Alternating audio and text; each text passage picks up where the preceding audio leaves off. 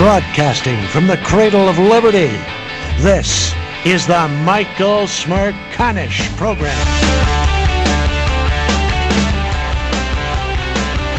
Hi, everybody. Welcome back to the program. I'm Michael Smerconish. What an honor for me to say I'm live at the White House, and I'm joined by the President of the United States. Mr. President, what an honor for me, and thank you, sir, for this privilege, and thank you for coming back to my radio program. Michael, it's great to be on the show again. Every time we've been on, it's been a great time, so I appreciate the opportunity. Folks are stacked up, as you might imagine. They're anxious to pose some questions about health care to the President of the United States. More than 5,000 email suggestions have flowed through my website in just the last 24 hours alone. If it's all right, I'll start by posing a couple of questions and some of the things that I continue to hear from folks, and we'll welcome phone callers as well.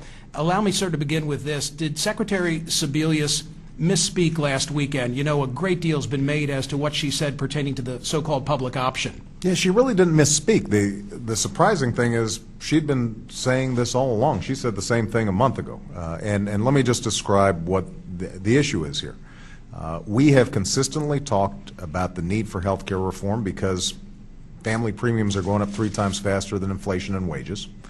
The cost of Medicare and Medicaid will bankrupt this country if we don't reduce the cost inflation of health care.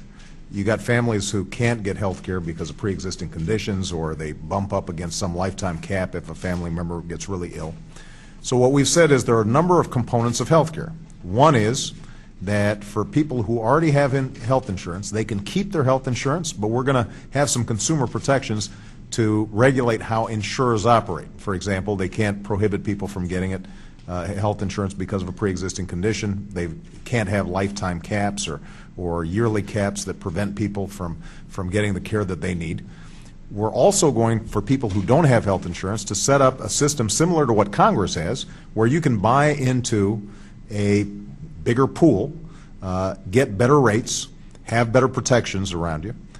You would be buying that insurance from private insurers, but one of the options we talked about was a public option, where there wouldn't be a profit motive involved. It would be non-for-profit, and that public option would give you affordable health insurance. Now, what we've said is we think that's a good idea, but we haven't said that that's the only aspect of health insurance. And what she essentially said is that all these other insurance reforms are just as important as the public option. The press got a little excited, and some folks on the left got a little excited about this.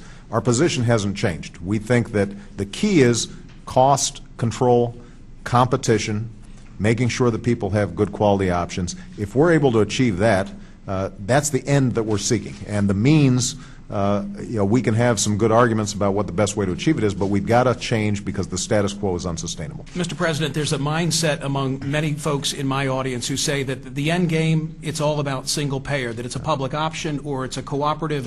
And sir, you know that there's a perception out there that you want it all. You know, you want to be in the banks, you want to be in the automotive industry, and now you want to be in health care. Can you address that mindset? I absolutely can. First of all, look, the intervention in the banks wasn't started by me.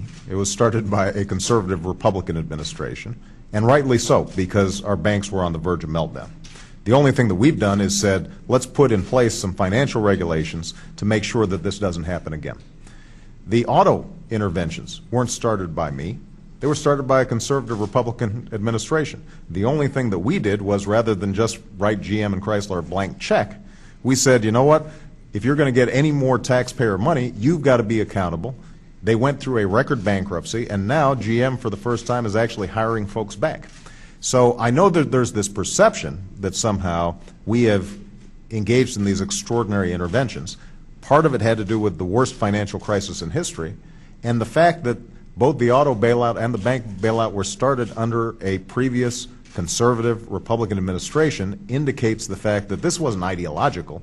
This was a matter of necessity. Now, as far as health care goes, I've consistently said I would love the private marketplace to be handling this without any government intervention. The problem is it's not working. What we're seeing is about 14,000 folks lose their health insurance every single day. We are seeing health care inflation go up about twice as fast as regular inflation. Businesses are being crippled by it. Small businesses especially have almost no access to the marketplace because they've got no leverage with insurance companies. So all we've said is, let's keep the private system intact, but let's make sure that people who right now can't get health insurance, about 46 million, that they're able to buy into the market. And number two, let's have some consumer protections to make sure that those of us who have health insurance don't end up getting a bad deal because we didn't read the fine print and we think that we have coverage. When we finally get sick and we need it, it turns out that we're vulnerable because insurance companies aren't operating in the interests of their customers. I like to drive an MDX and an F-150. Right. And I've communicated by email in the last 24 hours with the woman who sold me the MDX and the guy who sold me the F-150. Right. And each of them, Mr. President, are saying that Cash for Clunkers has been a great idea and a wonderful initiative, and they've closed a lot of deals, but the payments are late. And I'm hearing from a number of folks who say, you know, come on, if the federal government can't get it together relative to Cash for Clunkers, I don't want to entrust my health care to the federal government. Well, let me first address Cash for Clunkers. It has been successful beyond anybody's imagination. And we're now slightly victims of success because the thing happened so quick, there was so much more demand than anybody expected, that dealers were overwhelmed with applications. Now, this program's only been going on for a few weeks, and we have hired 3 times as many people to process this stuff as we originally had. There has not been extraordinary delays on the U.S. government's part. I understand dealers want to get their money back as soon as possible. But the fact of the matter is, this is a good news story. They are seeing sales that they have not seen in years. And they will get their money, but we've got to process it properly, because if we were careless about it, if we were just sending out checks where applications were incomplete and so on, first of all, we'd be breaking the law because there are statutes set up in terms of how this is supposed to go. And secondly, there'd probably be some story, you'd be asking me about scandals where there were a whole bunch of checks of taxpayer money being wasted going out to people who hadn't actually bought cars. So, you know, I think this is actually a high-class problem to have, that we're selling too many cars too quickly, and there's some backlog in the application process. It is getting fixed.